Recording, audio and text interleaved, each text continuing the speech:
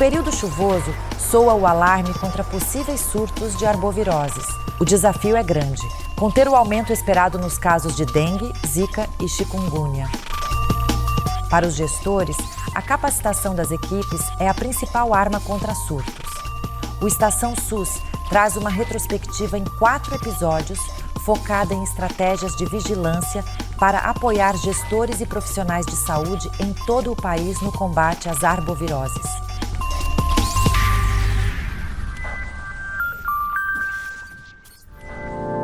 Olá, eu sou Alessandro Chagas, assessor técnico do Conasens. O Estação SUS desta semana é para conversar sobre o manejo clínico das arboviroses.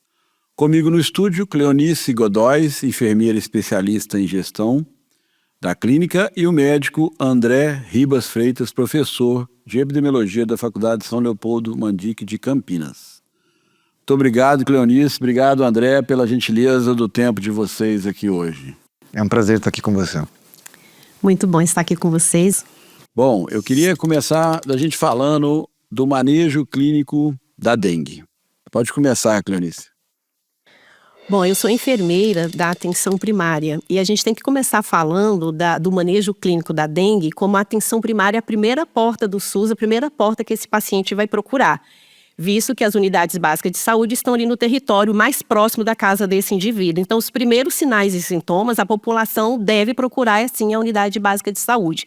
E essa equipe precisa estar capacitada, qualificada para atender esse paciente. Quando a gente fala em dengue, quando a gente fala em arboviroses, há uma necessidade da gente pensar na organização desse serviço para que esse paciente tenha uma porta de entrada qualificada. Então, a gente pensa no acolhimento com uma classificação de risco adequada para esse paciente. Com uma equipe de enfermagem, equipe médica, agente comunitário de saúde, toda uma equipe multiprofissional qualificada para o entrar deste paciente. Pensando em notificações, fazer os testes no momento adequado, fazer essa estratificação do paciente, pensando nas suas condições crônicas, sinais e sintomas, sinais de agravos. Muitas vezes a gente recorre aos manuais, aos protocolos clínicos, quando acontece aquele boom da dengue, né? Da dengue, das arboviroses. Mas a gente tem que pensar que no ano inteiro a gente tem casos de dengue chegando nas nossas portas, né? Os protocolos, eles são sempre atualizados e tal, e muitas vezes a equipe deixa para fazer uma revisão ou fazer uma discussão do tema quando a coisa já está ali no nível já mais do que extrapolado. Então, a organização do serviço, a competência do serviço da atenção básica, da atenção secundária, dos atendimentos, os pronto atendimento, as emergências, unidade hospitalar, ela precisa estar adequada para este manejo. E quando a gente fala em estar adequado, é pensar em insumos, pensar em exames, né? Então, se a gente vai falar aqui da dengue, por exemplo, um dos exames que não pode faltar é o hemograma. Então, como a gente entrar na dengue, a gente não ter o hemograma para acompanhar esse paciente. Notificação. Né? A gente está falando em arbovirose, a gente precisa notificar, porque ela vai ser o termômetro para o serviço se reestruturar, se organizar e a gente saber como conduzir esses casos.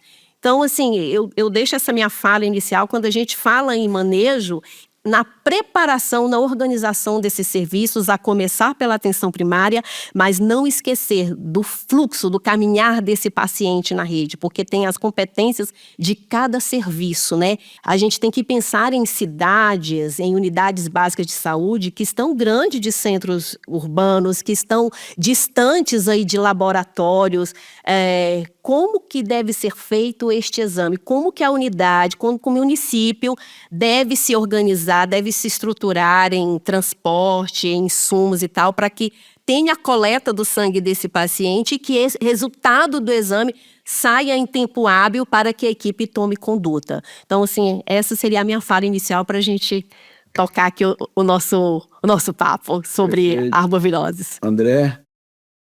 Eu acho que o cuidado com o paciente, né, ele realmente tem que começar na atenção primária, né? A grande questão é que é importante que a unidade esteja preparada para acolher esse paciente, né? Como a Cléo colocou, é importante que a classificação de risco seja feita uma vez que Durante o período de epidemia, há um grande número de pacientes que vão procurar o serviço. Não é correto a gente ir atendendo na ordem de chegada e ficar esperando a atenção só para a hora que o médico conseguir atender. O cuidado começa quando o paciente pisa na unidade. E aí ele vai ser priorizado de acordo com esse acolhimento e com essa classificação de risco. Assim a gente consegue priorizar aqueles que mais precisam e consegue impactar em termos de diminuir o período que ele vai demorar para o atendimento e diminuindo o risco de morte, né? Bom, vocês trazem coisas muito importantes, né?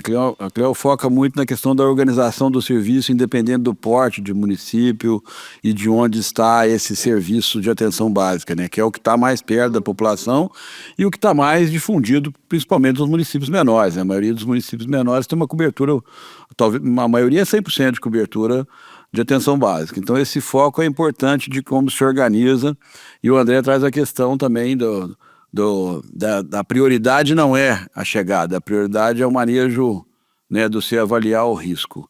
Eu queria falar um pouco sobre o erro desse manejo, quais podem ser as possíveis consequências disso.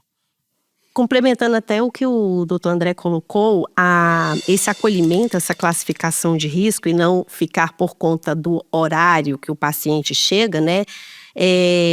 Quando a gente vive uma situação de dengue no município, numa unidade, esse fluxo vai aumentando, essa quantidade de pacientes, é importante na organização do serviço que se tenha até uma classificação, um acolhimento diferenciado para o paciente que chega com caso de dengue, para não entrar na fila de outros casos, não se misturar. Então, para dar agilidade a esse paciente. E como eu coloquei na minha fala a questão de deixar essa unidade preparada, com insumos e tal, eu já vivenciei situações que a gente estava inúmeros casos de dengue e que o município não tinha soro oral. Então, assim, são coisas que a gente precisa pensar em dengue o ano todo, principalmente nos insumos na hora de atender esse paciente. Porque no manejo clínico, uma coisa que não pode sair da cabeça ali do profissional que está atendendo, inclusive até do agente comunitário de saúde, é dengue, tem suspeita, vamos pensar em hidratar esse paciente. Tem condições de ser a hidratação oral? Comece-se com a hidratação oral. Então, primeira coisa que você tem que ter numa unidade, no primeiro ponto que esse paciente chega, é já fazer a oferta do soro oral para esse paciente. Lógico, de uma forma controlada, adequada, fazendo os cálculos ideais conforme se é criança, se é adulto e tal, enfim, isso daí tem dentro dos protocolos clínicos e tal direitinho, mas tem que se pensar nisso. Eu fui complementar e acabei esquecendo do que você tinha me questionado. Dos erros. Então, né? O erro desse manejo pode gerar quais consequências? Exato. Então, os erros é esse, de um paciente que chega com toda uma sintomática de dengue, que ficou horas e horas aguardando numa fila, ou seja, ele não tinha um fluxo adequado para ele, né? Poderia ter sido priorizado. A questão da hidratação, que se demorou a hidratar este paciente, não se levou em conta sinais de alerta que esse paciente tinha. Muitas vezes a anamnese, o exame clínico desse paciente adequado, a gente vê muitos dos municípios adotando a questão, vamos montar tenda para dengue. Muitas vezes a tenda não tem uma maca para você deitar e você examinar, palpar um abdômen de um paciente, né? Ver se ele tem algum sinal de alerta ali para você avaliar.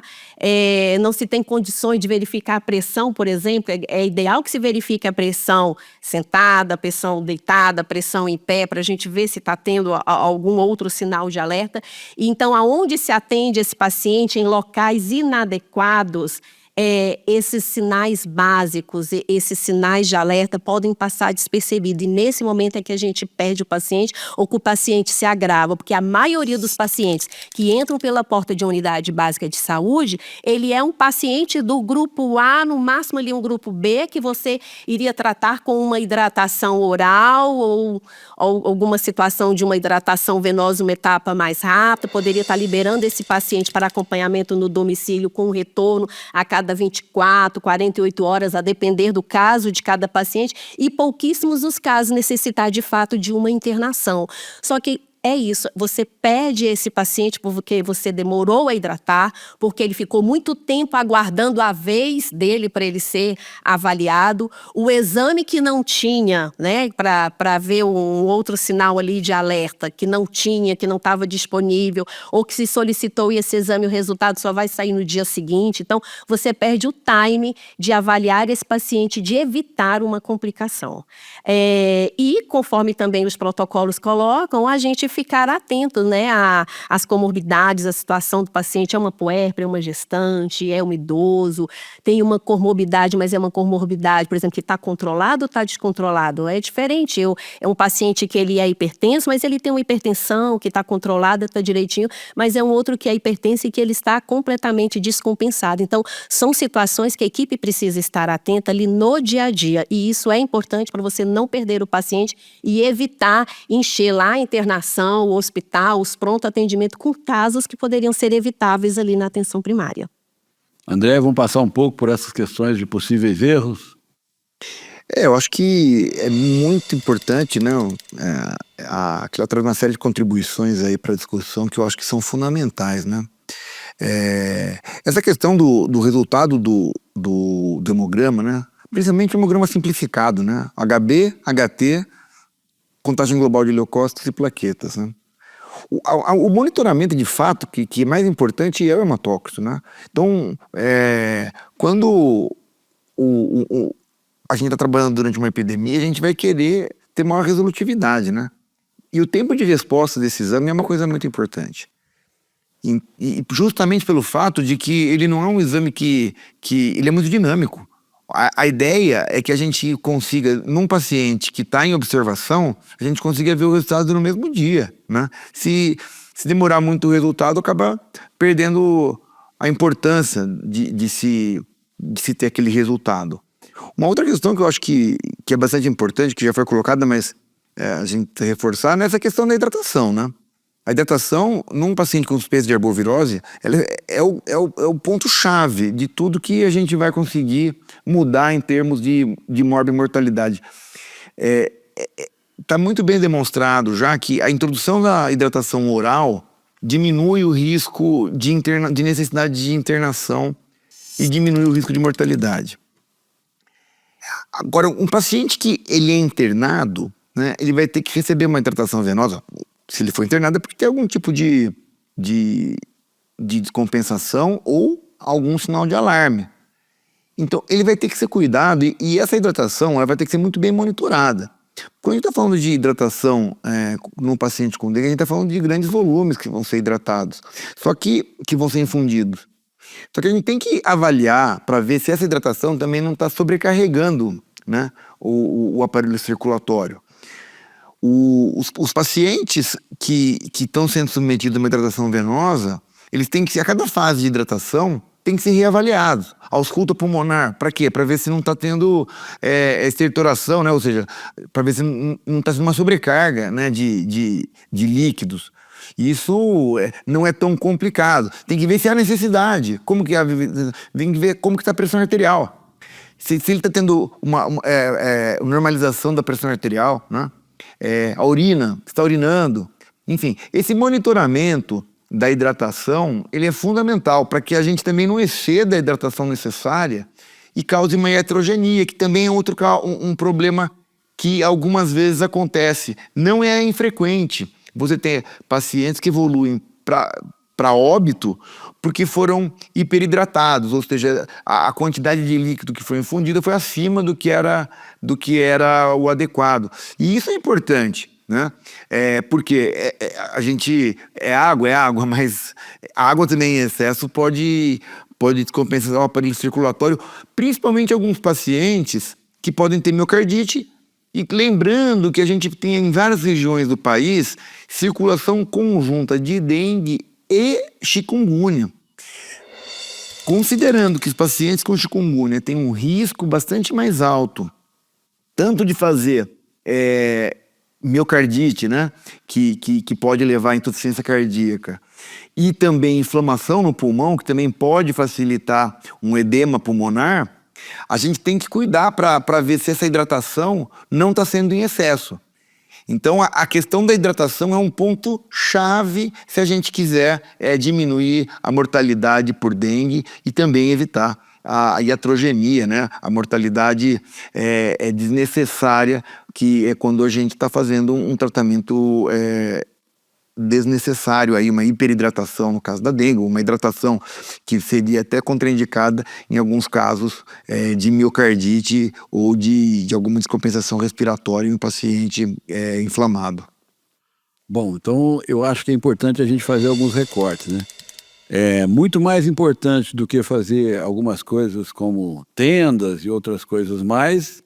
É melhor ter o hemograma disponível no tempo hábil e ter uma organização da atenção básica independente do tamanho do município, né? Uma outra coisa que ficou claro é que, em caso de pacientes internados, aí o manejo tem que ter um cuidado maior, né? Não é tão simples igual na atenção básica e pode ter até diferenciações disso. Eu queria saber de vocês se existe algum manejo específico, tanto na atenção básica quanto quando se interna, para o público mais vulnerável, tipo idosos ou quem tem condição crônica. Tem alguma diferenciação para isso ou não? Sim, esse paciente que já tem uma condição crônica, ou que tem outras situações, por exemplo, a vulnerabilidade. Um indicador, um paciente que ele é vulnerável, um paciente, por exemplo, em situação de rua e tal, ele já entra numa classificação diferenciada. Então, esses fatores é gestante, é criança menor de 2 anos, é idoso, é uma puérpera, é um paciente em uma situação de vulnerabilidade, é um portador de uma doença crônica, estando ela compensada ou descompensada, são sinais importantes na hora de você fazer a classificação de risco desse paciente e seguir o manejo adequado. Se esse paciente, aí ele, conforme essas situações, ele vai pular de uma classificação, às vezes, B para classificação C, né? Então, já começa a mudar e a diferenciar e uma atenção, de fato, diferenciada para este paciente. E só completando a nossa fala, essa nossa discussão, é importante a questão da hidratação, como o doutor André colocou, né? Seguir a observação, o acompanhamento ideal desse paciente, seja numa hidratação oral, seja numa hidratação endovenosa, a verificação dos sinais vitais desse paciente, a questão do exame do hemograma. Então, o hemograma e ele colocou muito bem a questão do hemograma mais simplificado, né? Geralmente se pede o hemograma completo, nem precisaria.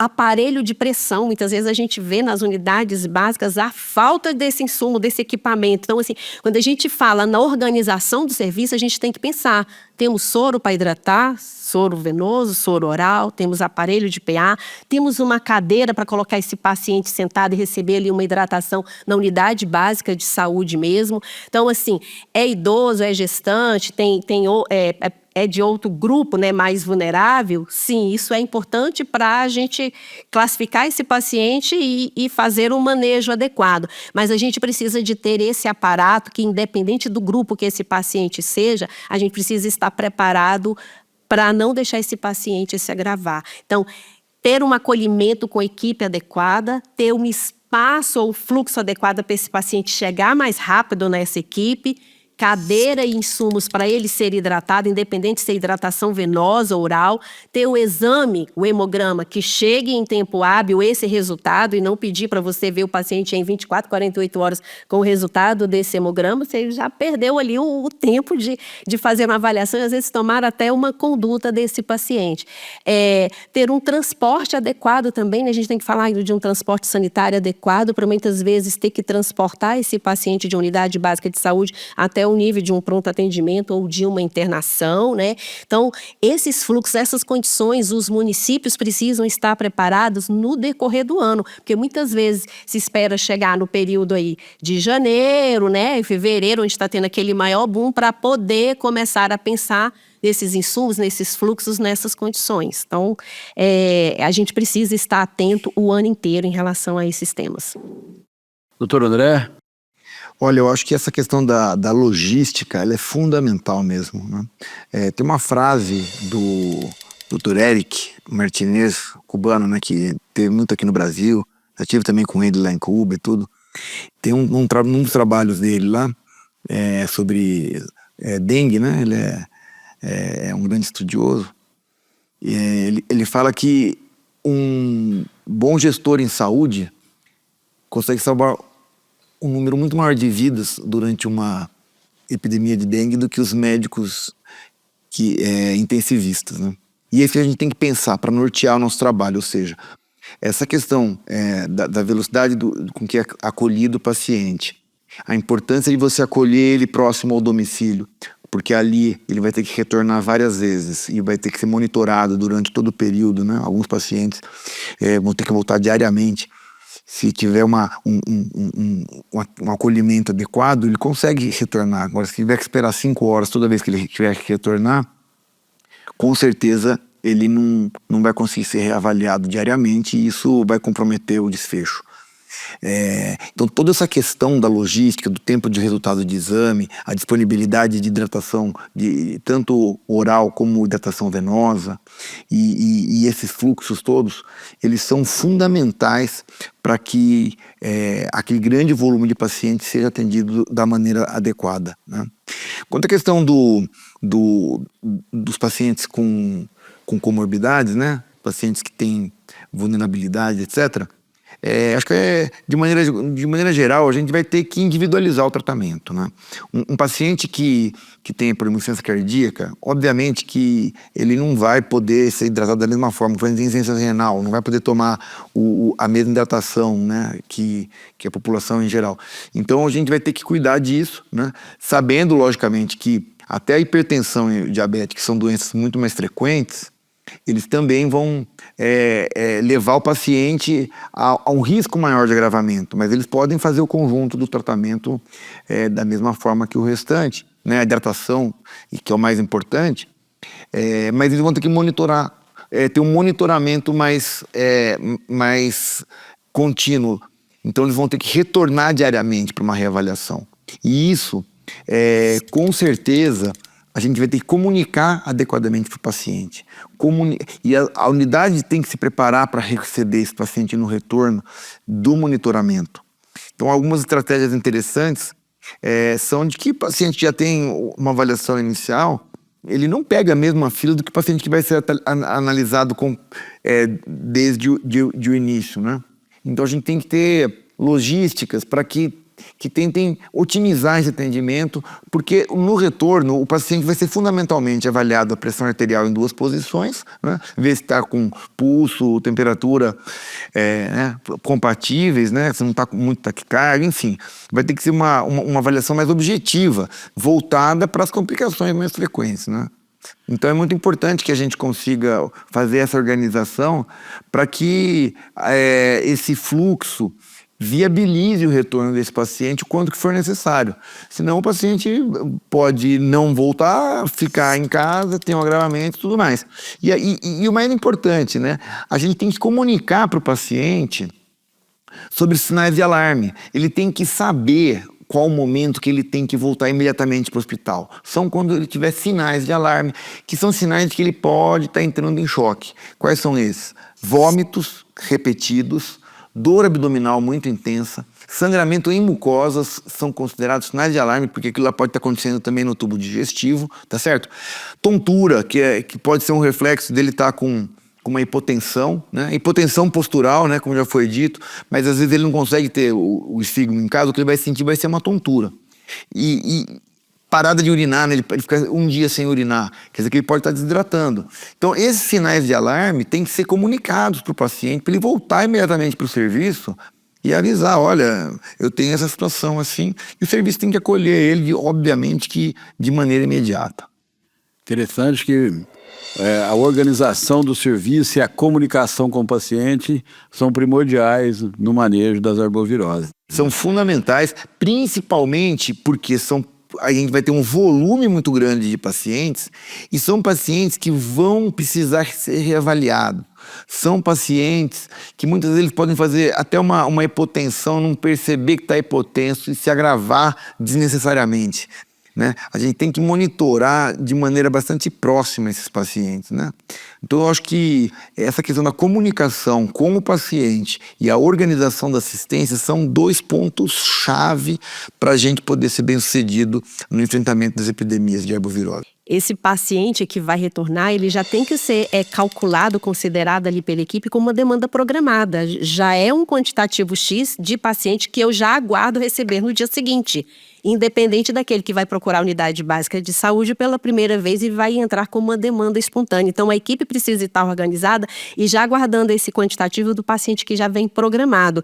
E quando o doutor André fala da questão da comunicação, é a gente não esquecer da busca ativa. Então, se eu aguardo 30 pacientes voltar no dia seguinte e fulano não retornou, como que vai ser essa minha comunicação, essa minha busca ativa, saber o que aconteceu com esse paciente? Ele teve um sinal de alarme, passou mal no período da noite, procurou um pronto atendimento, está internado, ou achou que está tudo bem, a febre passou, né? Tem aquela questão, né? Acabou a febre, eu estou bem, mas exatamente neste período, que é o período que mais a gente fica atento, é a cessação da febre. É quando o paciente mais pode apresentar esses sinais de alarme, que a gente tem que ficar mais atento. Então, muitas vezes, nesse período, o paciente quer ficar em casa porque acha que está bem. Melhorou minha dor no corpo, minha febre, estou bem, para que eu vou voltar lá na unidade de saúde? Então, a gente precisa fazer a busca ativa. E, nesse momento, na organização do serviço, pensar na equipe multiprofissional, que a gente sempre fala, é o médico, enfermeiro, o agente de saúde, o técnico de enfermagem. A gente tem nas unidades de saúde a equipe da EMULT, né, que é o assistente social, o fisioterapeuta, o nutricionista. Esses profissionais também devem compor nessa organização de serviço, na busca ativa desses pacientes, né, de ajudar nessa organização. Então, todos devem estar envolvidos nessa estratégia de fazer a busca desse paciente, não deixar esse paciente em casa achando que está tudo bem. E quando ele falou da questão dos sinais de alarme, é muito importante, a gente tem nas unidades básicas de saúde, muitas vezes a gente vê as equipes utilizando muito pouco, é o cartão da dengue, né? Que é um cartão onde vai ali os dados iniciais do paciente e o valor da PA desse paciente que você viu, quanto que estava o valor do hematócrito, dos resultados dos exames, né? Quando foi o dia de primeiro sintoma, a temperatura, tem orientações de que sinais de alarme são esses, inclusive alertando mesmo, ó, na presença de tais e tais sinais, procurar imediatamente um serviço de pronto atendimento. Então, aquele cartão ele deve ser preenchido, deve ser entregue para o paciente e deve ser orientado sobre que sinais, que situação são essas para o paciente procurar imediatamente o serviço. Porque às vezes eu posso atender um paciente hoje e falar, olha, o senhor volta amanhã, período da manhã, para eu te rever. Mas hoje ele teve esses sinais de alarme, né, de alerta ali, passou mal. Como eu vou voltar amanhã, eu vou aguardar até amanhã e eu procurar a unidade. Não, ele não vai mais aguardar até amanhã, ele tem que procurar ainda hoje. Então, essa comunicação precisa estar realmente muito clara. A gente está falando de paciente que eu tenho aquele até que, inclusive, não sabe ler. Então, não adianta eu dar o cartãozinho e falar, tá aqui, se o senhor tiver esses sinais, eu tenho que explicar. Então, a gente está falando aí de diversos tipos de paciente. Então, tem que, de fato, explicar. E muitas vezes vem um nome técnico, né? Se eu tiver uma melena, um hematênese e tal. Então, a gente tem que evitar essas palavras muito técnicas. É explicar para o paciente, né? Um vômito com rajadas de sangue, com sangue, fezes, né? A questão da metrorragia, né? Que é a mulher perdendo ali o sangramento via vaginal e tal. Muitas vezes ela pode achar que é uma menstruação, né? Como eu tenho uma menstruação com fluxo mais aumentado, deve ser, só que esse deve ser muitas vezes não é. Então, precisa de fato explicar para o paciente que sinais são esses, que situações são essas, e importante é entregar esse cartão, porque ali tem, se a gente preenchesse as informações que tem no cartão e orientasse para o paciente, ali já tem bastante coisa para o dia a dia, muita coisa. Bom, infelizmente nós estamos chegando ao final do programa, vou passar para um minutinho de considerações finais. Cleo? Bom, Gostaria de agradecer muito a equipe, né, pelo convite, por estar aqui discutindo esse tema que é de grande relevância, né, para o Brasil todo. Todos os anos a gente discute essa temática e todos os anos parece que é uma novidade, né? Para que, de fato, os gestores invistam, olhem para suas unidades básicas de saúde, como que está em termos de equipamentos, de insumos, como que estão os fluxos, os protocolos, estão definidos, né, esse caminhar do paciente na rede SUS. A gente tem município que tem apenas unidade básica de saúde, mas se eu precisar de um pronto atendimento, se eu precisar de uma internação, isso está pactuado com o meu município vizinho, né? Está pactuado leitos de internação, eu tenho laboratório, condições de fazer esse exame no meu município, se não, como que estão esses pactos, né, intermunicipais? Então, essas questões precisam estar organizadas antes, no decorrer do ano. E pensar, sim, na qualificação dessas equipes, para as equipes, de fato, terem condições de avaliar esse paciente e ter esse olhar crítico, esse olhar clínico para o paciente quando entra, paciente, né, com suspeita de dengue, é suspeita, tem que notificar e tem que seguir o fluxo, o protocolo, para a gente não perder esse paciente. Doutor André? Olha, a questão aí dos fluxos, eu acho que ela é o grande recado que fica, tá? A questão de organização adequada da assistência. Eu acho que é um ponto muito importante, né? E queria dizer também que é um prazer estar aqui com vocês. Eu acho que é uma iniciativa bastante bem-sucedida, é muito importante em termos de saúde pública, né? Essa iniciativa do Conazendo de fazer essa programação. Bom, lembrando que o SUS é tripartite, né? Todos temos responsabilidade, não só os municípios. O Estado tem que estar junto, organizando essas referências contra referência, e a União também fazendo mais treinamento. Obrigado pela gentileza, doutora Cleonice, doutor André, pelo tempo de vocês aqui. É sempre um prazer estar com vocês e discutir um tema tão relevante. Esse foi o Estação SUS de hoje. Assista o programa no canal Mais Conazems e em youtube.com/canal Conazems.